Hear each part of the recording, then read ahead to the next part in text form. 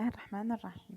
Bonjour, ce vidéo présente Analyse and Modeling of the Orthotropic Plates using the Finite Element Method, c'est-à-dire analyse et modélisation des plaques orthotropes minces par la méthode des éléments finis.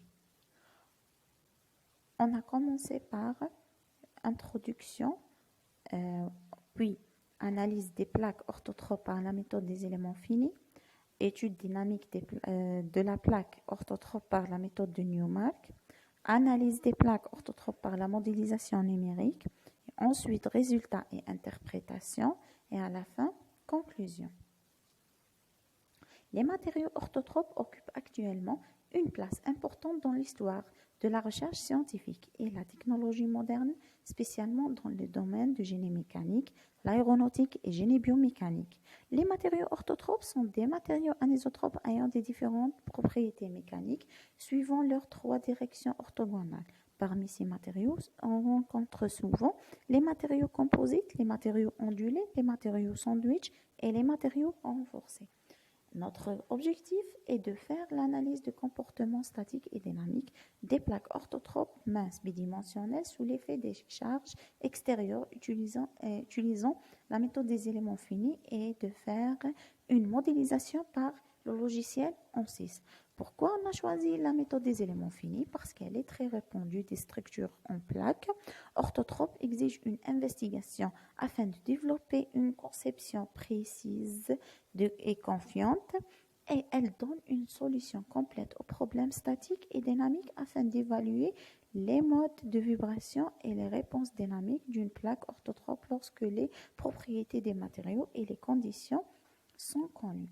Pour l'étude des plaques, on met en relation la forme finale de la plaque, c'est-à-dire le champ de déplacement avec le tenseur de déformation, les efforts de cohésion avec les efforts extérieurs, les efforts de cohésion avec le tenseur des contraintes grâce au principe d'équivalence et le tenseur des contraintes avec le tenseur des déformations grâce à la loi de Hooke généralisée.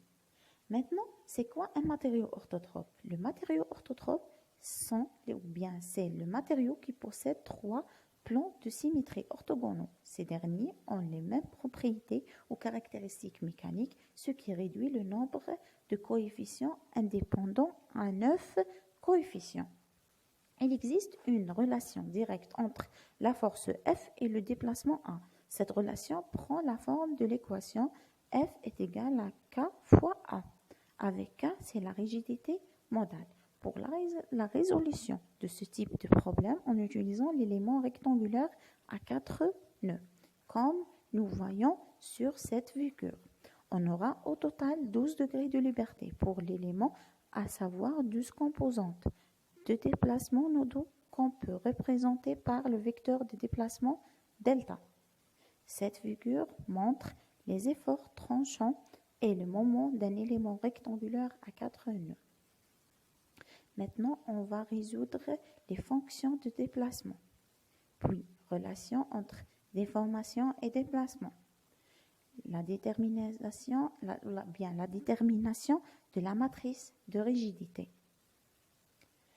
et à la fin, la formulation par élément fini des plaques orthotropes dans le cas de la vibration amortie après l'utilisation de la méthode des résidus dans cette formule.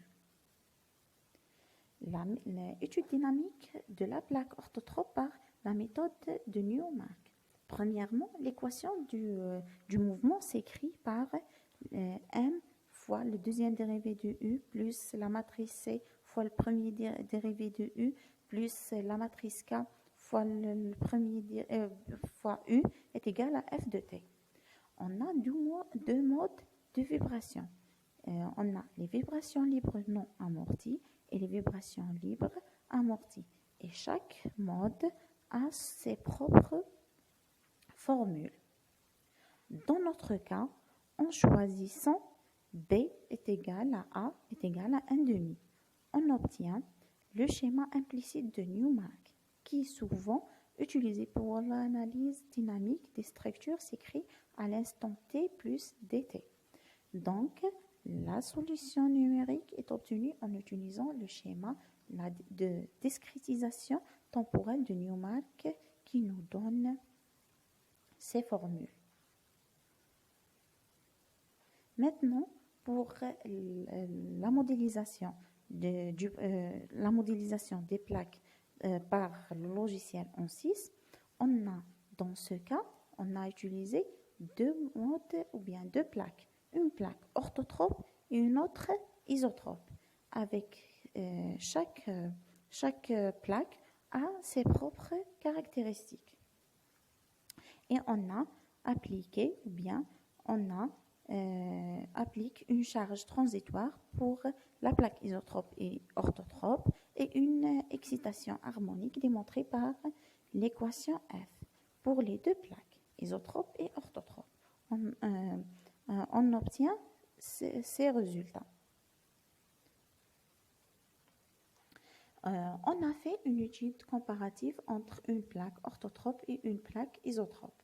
L'amplitude de la déflexion prend le même rythme, c'est-à-dire harmonique, avec une petite diminution juste après l'élimination de la charge, puis cette amplitude reste constante. Pour la plaque orthotrope, l'amplitude de la déflexion est plus petite que celle de la plaque isotrope, ayant les mêmes caractéristiques géométriques. Ceci est dû à l'effet de cisaillement transversal. Le cisaillement transversal pour une plaque orthotrope est supérieur à celui de la plaque isotrope. Donc la rigidité K du plaque orthotrope est supérieure à la rigidité de la plaque isotrope. Pour cela, la déflexion pour une plaque orthotrope est inférieure à la déflexion pour une plaque isotrope. Pour le cas où il y a un amortissement, on observe une diminution de l'amplitude de la déplacement jusqu'à tend vers 0. La vitesse de diminution de la déflexion pour le facteur d'amortissement de 2% est inférieure à celle du facteur d'amortissement 5%. Donc, le temps pour que la solution transitoire tend vers 0 pour le facteur 5% est inférieur au temps pour le facteur de 2%. Et les contraintes suivant l'axe X sont plus élevés que ceux de l'axe Y, car les caractéristiques mécaniques EX différent de EY. La comparaison entre les contraintes de cisaillement pour les différents plans de cisaillement, on observe pour le cas isotrope des contraintes de cisaillement sigma XZ et sigma YZ sont les mêmes pour les cas amortis ou non amortis. Par contre, pour les plaques orthotropes, les sigma XZ différent de sigma YZ, que ce soit dans le cas amorti ou non amorti. Et donc, le cisaillement dans le plan XY est négligeable par rapport au cisaillement transversal. Et le cisaillement transversal dans le plan XZ est le plus important. Nous voyons aussi la détermination hyperbolique de la déplacement est due à l'augmentation des épaisseurs. Donc, on constate que l'amplitude des déplacements nodaux décroît bien plus vite que celle des contraintes modales. Il sera donc plus facile de converger en déplacement qu'en contrainte. La somme des limites de alpha et de bêta est presque constante sur la gamme des fréquences démontrées d'après l'équation de Rayleigh. On peut conclure que l'analyse des plaques orthotropes minces dépend de 3 paramètres: conditions en limite, les matériaux en lui-même et la géométrie de la structure. Les matériaux orthotropes déposent des atouts importants par rapport aux matériaux isotropes, ainsi que la comparaison des résultats obtenus que les caractéristiques mécaniques des plaques orthotropes sont meilleures que celles des plaques isotropes. Notre perspective est de faire une analyse et modélisation de la propagation des fissures dans les matériaux orthotropes. Merci pour votre attention.